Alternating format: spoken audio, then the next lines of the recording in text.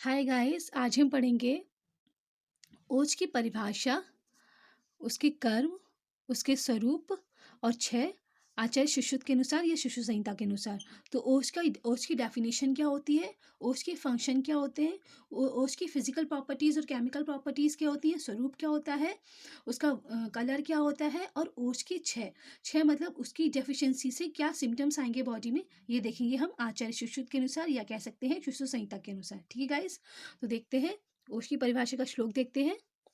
तत्र रस आदीनां शुक्र अंतानां धातूनां यत् परम तेजस्तत् खल्व ओजस्ते तदेव बलमित उच्यते स्वशास्त्र सिद्धांतात्। इसका रेफरेंस है सुश्रुत स्थान के 15 चैप्टर का 24 श्लोक। तो श्लोक के पदे शब्द का अर्थ देखते हैं। तत्र रसादीनाम शुक्र आंतानाम धातुनाम यत् परम तेजसत। तो रस आदि, रस से शुरू होकर, रस आदि मतलब आदि मतलब होता है शुरू होना, स्टार्टिंग होना। तो रस से शुरू होकर तथा शुक्र अंत, शुक्र के अंत तक धातुओं के उत्कृष्ट, उत्कृष्ट मतलब होता है श्रेष्ठ, उत्तम या फिर फाइन या क्लासिक। उत्कर्ष का मतलब होता है श्रेष्ठ, उत्तम, फाइन या क्लासिक। सार मतलब निचोड़ भाग को ओज कहते हैं। तो रस से, रस आदि मतलब रस से शुरू करके और शुक्र अंत, शुक्र से खत्म करके जो रस रक्त मांस में असी मज्जा शुक्र, ये सात धातुएं जो बीच में आती हैं, इनके सार भाग को उत्कृष्ट, उत्कृष्ट मतलब फाइन, क्लासिक या फिर हिंदी में कह सकते हैं श्रेष्ठ, उत्तम। सार भाग, सार मतलब निचोड़ भाग को ओज कहते हैं। ठीक है, तो ये थी ओज की परिभाषा आचार्य सुश्रुत के अनुसार। तथा अपने शास्त्र के परिभाषा अनुसार उसी का दूसरा नाम बल है। और आयुर्वेद में जो परिभाषाएं दी गई हैं ओज की और बल की, उसको अगर हम कोरिलेशन करें तो जो ओज है वही बल होता है। ठीक है, अब देखते हैं ओज का कर्म।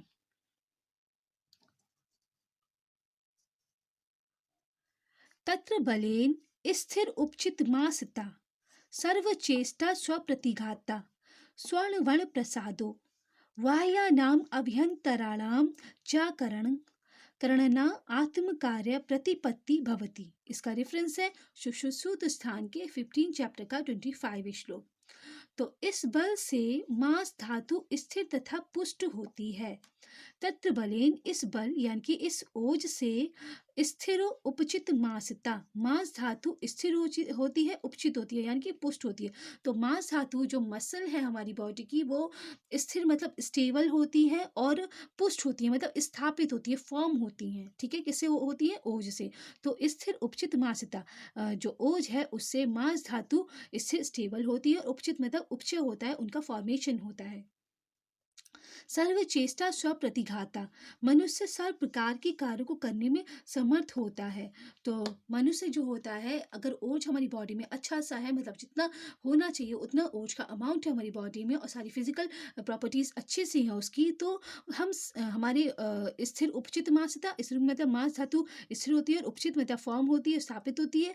और सर्वचेष्टा स्वप्रतिघाता, सर्वचेष्टा सारी चेष्टाएं जो हमारी बॉडी की जितनी भी चेष्टाएं हैं, इंटरनल एक्टिविटीज और out activities, physical activities, chemical activities, mental activities, psychological activities, जितनी भी एक्टिविटीज हैं, सर्वचेष्टा जितनी भी एक्टिविटीज हैं वो कार्य करने में हम समर्थ होते हैं। जैसे कि हमारी, जैसे हमारे प्रोफेशनल है, हमारी जो भी एक्टिविटीज़ हैं, स्टडी है, जो भी स्टूडेंट की एक्टिविटीज़ होती है, मतलब हर इंसान की अपनी अपनी अलग अलग एक्टिविटीज होती हैं, तो वो सारी एक्टिविटीज़ को करने में समर्थ होता है, पोटेंशियल आ जाती है उसमें। ठीक है, फिर है स्वर बड़ प्रसादो, उसका स्वर और वर्ण प्रसन्न रहता है।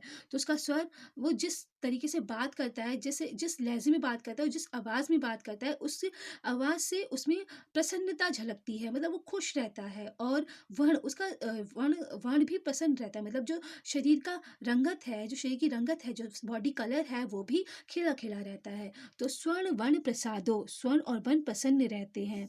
वाह्यानाम आभ्यंतराणाम च करणम आत्म कार्य प्रतिपत्ति भवति। तो बाह्य हस्तपाद आदि से, बाह्य मतलब जो भारी काम करते हैं, भारी काम कैसे करते हैं, हाथ पैर से करते हैं।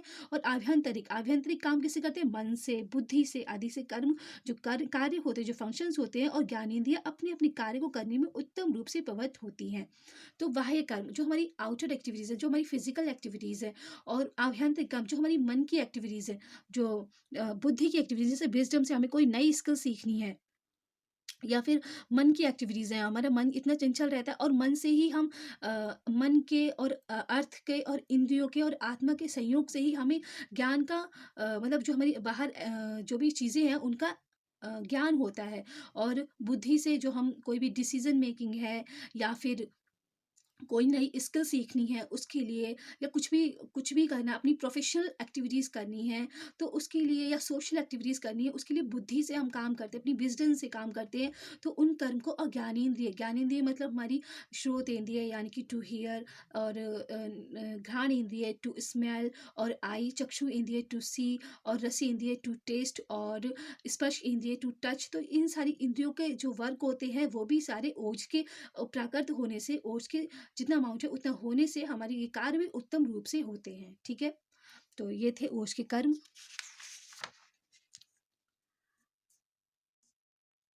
अब हम देखेंगे ओज का स्वरूप। तो ओजा सोमात्मकम स्निग्धम शुक्लम शीतम स्थिरम सरम विविक्तम मृदु मृतसन्न चा प्राण आयतनम उत्तमम देह सर्व सब अवयव अस्तेन व्यापृतो भवति देहिनाम तत्भावाच शीर्यन्ते शरीराणि शरीरिणाम। इसका रेफरेंस है सुश्रुत सूत्र स्थान के 15 चैप्टर का 27 श्लोक। तो ओ जो होता है सौम्य होता है, सोमात्म का मतलब सौम्य यानी कि बहुत सॉफ्ट होता है, स्निग्ध होता है यानी कि स्मूथ होता है, चिकना होता है, और शुक्ल यानी कि वाइट होता है, और शीत वीर्य मतलब कोल्ड होता है, उसका जो वीर्य होता है वो ठंडा होता है, और स्थिर यानी कि स्टेबल होता है, और प्रसरणशील, स्टेबल भी होता है, प्रसरणशील मूवमेंट भी करता है, और विविक्त अर्थात श्रेष्ठ गुणयुक्त होता है। उसके जो गुण होते हैं, जो उसमें क्वालिटीज़ होती हैं वो बहुत ही श्रेष्ठ, बहुत ही फाइन और क्लासिक होती हैं। ठीक है, और कोमल, कोमल मतलब बहुत ही नाजुक सा होता है छूने में, और पिच्छल, पिच्छल हम कह सकते हैं कि ऑयल को और वाटर को मिक्स करते हैं तो जो जैसा हमें फील होता है वो होता है पिच्छल। तो पिच्छल होता है, और प्राणों का उत्तम आधार है, प्राण आयतनम उत्तमम। ये वर्ड बहुत इंपॉर्टेंट है, ये ओज के लिए कहा गया है, और एक दो अवयव के लिए और कहा गया है, लेकिन यहाँ पे हमें अब याद रखना है ओज के लिए कहा गया है प्राण आयतनम आयतनम उत्तमम, प्राणों का उत्तम आधार है। मनुष्य का सर्व अवयव युक्त शरीर इस ओज से व्याप्त रहता है। तो स अवयव स्तेन व्यापतो, तो देह, देह स अवयव स्तेन व्यापतो, तो शरीर जो है वो इस ओज से व्याप्त रहता है। शरीर के जितने भी अवयव यानी कि बॉडी ऑर्गन्स हैं, इंटरनल ऑर्गन्स या एक्सटर्नल ऑर्गन, वो सारे ऑर्गन्स इस ओज से व्याप्त रहते हैं।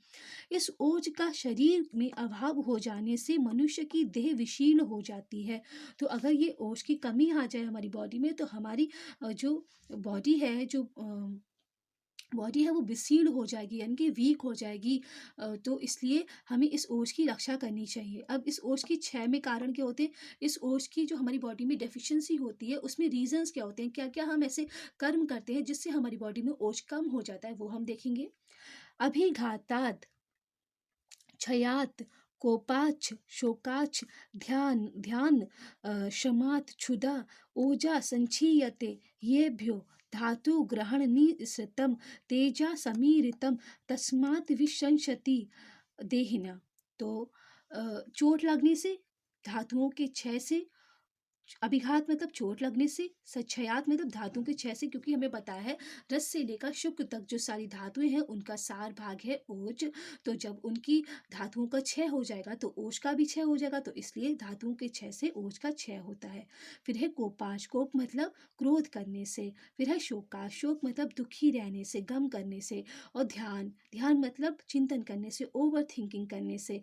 और क्षमा, क्षमा मतलब परिश्रम करने से, अपनी बॉडी की कैपेसिटी से ज़्यादा परिश्रम करने से। तथा भूख के कारण, क्षुधा, क्षुधा मतलब भूख के कारण यानी कि भूख का वेग लग रहा है लेकिन हम खाना नहीं खा रहे हैं, तो भूख के वेग के कारण ओज का क्षय होता है। ठीक है, तो किस किस से होता है, अभिघात, अभिघात मतलब चोट लगने से। क्षयात मतलब धातुओं के क्षय से, क्योंकि धातुओं का सारभागी ओज होता है, तो धातुओं का क्षय होगा तो ओज का भी क्षय हो जाएगा। कोप मतलब गुस्सा करने से, क्रोध करने से। शोक मतलब दुखी रहने से। और ध्यान मतलब ओवर थिंकिंग करने से। और क्षमा मतलब बहुत ज़्यादा परिश्रम करने से। ओजा संचीयते हियेभ्यो धातु ग्रहणी निश्रतम। इस तरह वायु से प्रेरित मतलब समीरत चलायमान, वायु से चलायमान ओज यानी कि तेज धातु ग्रहण स्थान अर्थात हृदय और प्राणियों से निकलकर प्राणियों को अपने प्राकृतिक कार्यों से वंचित कर देता है। अगर ये ओज अपने जो इसके धातु ग्रहण स्थान है जैसे कि हृदय और धमनी यहाँ से निकल जाता है, तो जो उसके प्राकृत कर्म है उनसे उन्हें वंचित कर देता है, वहाँ पे उसके प्राकृत कर्म नहीं होते हैं। तेजा समीरतम तस्मात् विश्वसति देहिनाम, तो वो वहाँ से निकल जाता है, अगर हृदय और धमनियों से निकल जाता है तो प्राणियों को अपने प्राकृतिक कार्यों से वंचित कर देता है। तो प्राणियों के जो प्राकृतिक कार्य हैं, जो एक्टिविटीज़ बॉडी के लिए बेनिफिशियल है, उनसे उनको वंचित कर देता है, मतलब वो एक्टिविटीज़ नहीं हो पाती हैं। ठीक है गाइस, तो ये था ओज की 6 देखी हमने, ओज की 6 में कारण, फिर देखे ओज का स्वरूप, उससे पहले देखा था ओज का कर्म, और उससे पहले देखा था ओज की परिभाषा। गाइस, तो ये थी ओज की परिभाषा, कर्म, स्वरूप और 6। इससे आगे आने वाली वीडियोज़ में हम चरक के अनुसार ओज का वर्णन देखेंगे। Okay guys, thank you, have a nice day, जय हिंद, जय भारत।